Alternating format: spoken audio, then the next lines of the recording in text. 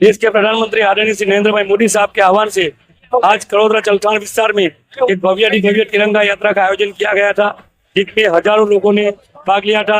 मैं अंकुर देसाई, सूरत जिला भाजपा महामंत्री। आज पूरे सूरत जिला में अलग अलग सेक्टर के अंदर एक तिरंगा यात्रा का आयोजन किया गया है और जिसमें पूरे दिन हजारों लोग इसमें शामिल होंगे और पूरे दिन ये देश का एक आजादी का पर्व के रूप में ये मनाया जाएगा।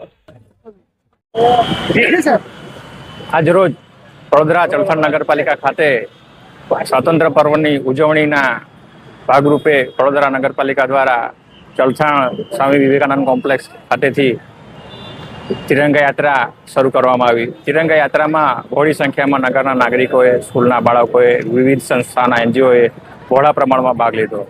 સદરુ રેલી જે છે એ વડોદરા ચલથાણ ખાતેથી શરૂ કરીને આપણે જે